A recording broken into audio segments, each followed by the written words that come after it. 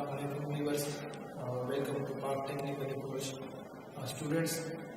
आज का जो हमारा प्रैक्टिकल होगा नो लोड कैरेक्टरिस्टिक और ओपन सर्कल कैरेक्टरिस्टिक भी इसको कहा जाता है। नो लोड कैरेक्टरिस्टिक या ओपन सर्कल कैरेक्टरिस्टिक हम सेपरेटली एक्साइटेड डीसी जनरेटर के ऊपर करेंगे। ठीक है, सेपरेटली एक्साइटेड डीसी जनरेटर हमारे साथ दो किस्म के होते हैं, एक सीरीज होता है, एक शंट होता है। यहाँ पर जो मैं प्रैक्टिकल परफॉर्म करूँगा वो separately excited DC shunt generator होगा। इसमें हमने ईएमएफ और फील्ड करंट के दरमियान कैरेक्टरिस्टिक कर्व देखना है कि अगर हम आईएफ यानी फील्ड करंट को बढ़ा दें यानी फ्लक्स को चेंज करें तो हमारे साथ ईएमएफ पर क्या असर पड़ता है। तो सबसे पहले इसकी डायग्राम को अगर आप लोग देखें, ये DC separately excited shunt generator है और ये इसकी शंट वाइंडिंग है, यहाँ पर ये आर्मेचर है और इसकी डायग्राम के मुताबिक आप आर्मेचर से सप्लाई यानी यहाँ पर एक वोल्टमीटर लगाएंगे आर्मेचर की पैरेलल। यहाँ से हम क्या करेंगे, ईएमएफ लेंगे और आर्मेचर की शंट वाइंडिंग जो होती है, शंट वाइंडिंग की सीरीज में आपने एक एम्पियर मीटर लगाना है जिसके जरिए हम क्या करेंगे, आईएफ फील्ड करंट फाइंड करेंगे। यानी हमने फील्ड करंट और ये जनरेटेड ईएमएफ के दरमियान में कर्व देखना है, इसके दरमियान कैरेक्टरिस्टिक फाइंड करनी है। और ये फील्ड करंट जो आप चेंज करेंगे वो आप फ्लक्स को चेंज करेंगे, यानी इस शंट फील्ड की फ्लक्स को आप चेंज करेंगे। वो फ्लक्स यहाँ पर वेरिएबल डीसी पावर सप्लाई, ये जो मैंने जाहिर किया है ये यहाँ पर क्या है, वेरिएबल डीसी पावर सप्लाई है। यहाँ से हम क्या करेंगे,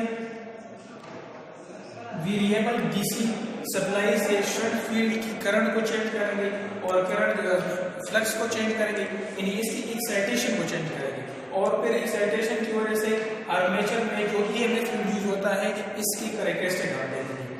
तो ये इसका कैरेक्टरिस्टिक कर्व है, कैरेक्टरिस्टिक कर्व आप लोगों के सामने है और इसमें अगर इस फार्मूले की तरफ आप लोग देखें, जनरेटेड ईएमएफ जो होता है वो डायरेक्टली प्रोपोर्शनल होता है फाई एन, ठीक है, फ्लक्स और इसकी स्पीड की, और फिर generated EMF directly proportional to IF, field current का डायरेक्टली प्रोपोर्शनल होता है। इट मींस कि अगर हम क्या करें, आईएफ को बढ़ा दें, ठीक है, तो हमारे साथ जनरेटेड ईएमएफ बढ़ जाएगा। लेकिन इनिशियली फॉर एग्जांपल अगर हमने यहाँ पर ये कनेक्शन कर लिया, कनेक्शन के बाद इसकी फील्ड को अगर आप एक्साइट नहीं करते, सिर्फ इसको रोटेट करते हैं किसी भी जरिए से, इसकी प्राइमर को आप क्या करेंगे, सिर्फ चेंज करते हैं, यानी रोटेट करते हैं। रोटेट करने की वजह से यहाँ पर कैरेक्टरिस्टिक कर्व में आप लोग देखें थोड़ा सा गैप है, ये 0 पॉइंट है और यहाँ से कर्व स्टार्ट है, यानी यहाँ से डायरेक्टली ये जो वोल्टेज है, थोड़ा सा ये वोल्टेज है ड्यू टू रेसिडुअल मैग्नेटिज्म इसमें पाया जाता है। ड्यू टू रेसिडुअल मैग्नेटिज्म इसमें थोड़ा सा वोल्टेज होगा। इसके बाद जब आप इसकी एक्साइटेशन को चेंज करेंगे तो एक्साइटेशन की वजह से फील्ड करंट बढ़ जाएगा, फील्ड करंट की वजह से ईएमएफ पर असर पड़ जाएगा, यानी ईएमएफ भी साथ साथ बढ़ेगा।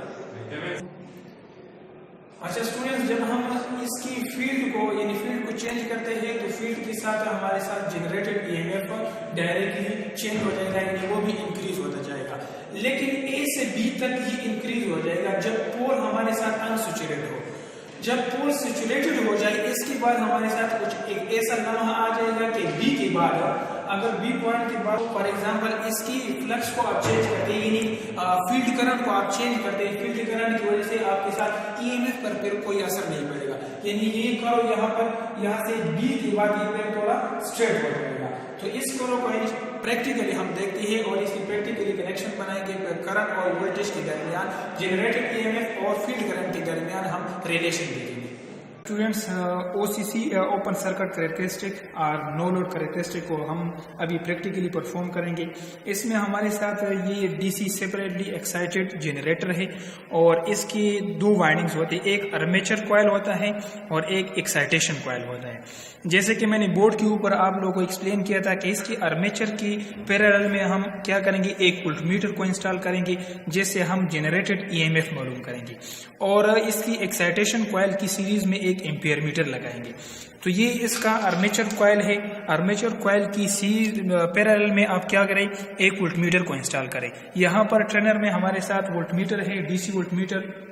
तो यहाँ पर मैं क्या करूँ, यहाँ पर वोल्टमीटर को इंस्टॉल करता हूँ। ये देखिए इसकी पैरेलल में एक वोल्टमीटर इसका एक वायर हो गया और ये इसका दूसरा लीड है। ये हमारे साथ आर्मेचर की पैरेलल में मैंने वोल्टमीटर को कनेक्ट कर दिया। इसके बाद इसकी फील्ड एक्साइटेशन जो होती है या फील्ड वाइंडिंग जो होती है, इसकी सीरीज में आप एम्पियर मीटर लगाएंगे जिसके जरिए हम IF फाइंड करेंगे, यानी फील्ड करंट को हम नापेंगे। तो इसकी एक वायर आप लेकर एम्पियर मीटर को दे दें। ये हमारे साथ एम्पियर मीटर है और फिर एम्पियर मीटर की दूसरे सिरे से आप एक वायर को निकालकर पावर सप्लाई को देंगे। अच्छा, एम्पियर मीटर की दूसरे सिरे से आप एक वायर निकालकर आप क्या करेंगे, सप्लाई को, रेगुलेटेड पावर सप्लाई जो होती है DC पावर सप्लाई, इसके साथ कनेक्ट करेंगे। यहाँ पर हमारे साथ रेगुलेटेड पावर सप्लाई है।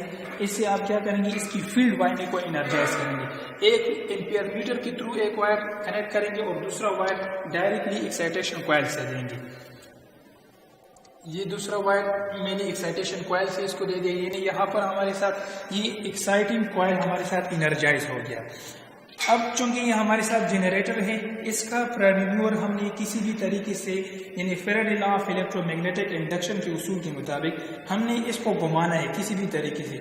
अगर हम फील्ड के अंदर किसी भी कंडक्टर को घुमा ले तो इसमें क्या होता है, EMF इंड्यूस होता है, जनरेटेड EMF। तो इस घुमाने के लिए मैंने इसके साथ एक परमानेंट मैग्नेटिक मोटर इंस्टॉल किया है, इसके साथ कपल किया है। आप लोग देख रहे हैं, देखिए मैं इसके साथ क्या कर रहा हूँ, इस मोटर के साथ इस जनरेटर की आर्मेचर को घुमाऊंगा तो तब इसमें क्या होगा, EMF इंड्यूस होगा और उस जनरेटेड EMF और फील्ड करंट के दरमियान हम जो कर्व मैंने ड्रा किया था बोर्ड के ऊपर, इसकी कैरेक्टरिस्टिक देखेंगे। तो देखिए ये परमानेंट मैग्नेटिक मोटर है, DC magnetic motor permanent motor है। इसकी दो वायर्स होते हैं, पॉजिटिव और नेगेटिव, दो टर्मिनल है। इसको आपने क्या करना है, वेरिएबल DC पावर सप्लाई के साथ कनेक्ट करना है। तो इसकी दो टर्मिनल आप निकालें और यहाँ पर हमारे साथ DC पावर सप्लाई है, इसके साथ ये दो वायर्स को कनेक्ट करेंगे ताकि ये DC परमानेंट मोटर जो है हमारे साथ रोटेट हो जाए और EMF जनरेट करे। तो यहाँ पर ये दो वायर आप कनेक्ट करेंगे। ये जो मैंने बोर्ड के ऊपर आप लोगों को डायग्राम ड्रा किया था, बिल्कुल उसी तरीके से मैंने इसकी कनेक्शन कर ली। अब मैं इसको क्या कर दूँ, ऑन करता हूँ और IF यानी फील्ड करंट और जनरेटेड EMF के दरमियान जो कर्व मैंने आप लोगों को ड्रा किया था, इसको प्रैक्टिकली अभी परफॉर्म करते हैं कि हम अगर इसकी एक्साइटेशन को ज़्यादा करेंगे तो इसकी फील्ड करंट ज़्यादा हो जाएंगी और फील्ड करंट के साथ साथ जनरेटेड EMF भी हमारे साथ ज़्यादा होगा। तो आइए इसको मैं ऑन करता हूँ। तो आइए देखते हैं, इसको पावर सप्लाई का ये पावर बटन है, इसको मैं ऑन कर रहा हूँ और हमारे साथ अगर आप लोग देखें मोटर जनरेटर जो होता है हमारे साथ ये इसलिए स्टार्ट हो गया मोटर जनरेटर सेट, यानी इस DC परमानेंट मैग्नेटिक मोटर के साथ हमारी ये जो आर्मेचर है ये अभी घूम रहा है। लेकिन फिलहाल इसकी एक्साइटेशन बिल्कुल जीरो के ऊपर है। जब इसकी एक्साइटेशन जीरो के ऊपर हो तो मैंने आप लोग को बताया था कि इसमें थोड़ा सा वोल्टेज प्रोड्यूस होगा। वो वोल्टेज कौन सी वोल्टेज होगी, वो ड्यू टू रेजिडुअल मैग्नेटिज्म की वजह से वो वोल्टेज पैदा होगा। अब मैं इसकी एक्साइटेशन को चेंज कर रहा हूँ। इसकी एक्साइटेशन को चेंज करता हूँ तो हमारे साथ IF करंट भी इंक्रीज होता जाएगा। जब करंट बढ़ेगा तो हमारे साथ जनरेटेड EMF भी इंक्रीज हो जाएगा। तो देखिए यहाँ पर ये इसकी excitation DC regulated power supply की एक्साइटेशन मैंने यहाँ से इसकी चेंज करना पड़ेगा, यानी ये इसका नॉब है।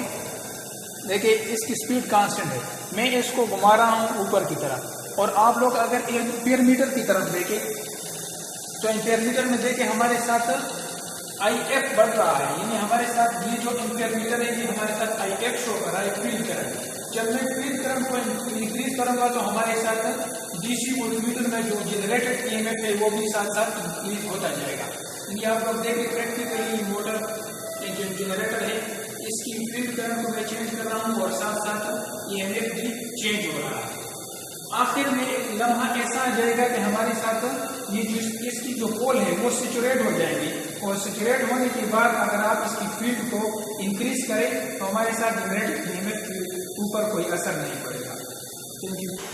देखिए स्टूडेंट्स, यहाँ पर ये इसकी एक्साइटेशन है। अगर मैं इसकी एक्साइटेशन को चेंज कर दूंगा तो इसके साथ साथ फील्ड करंट ज़्यादा हो जाएगा।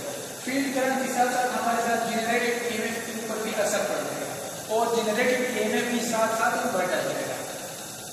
ये हो गया। इसकी स्पीड जो है यानी परमानेंट मैग्नेटिक मोटर के साथ इसकी जो आर्मेचर है जो कपलिंग की है इसकी स्पीड को आपने कांस्टेंट रखना है।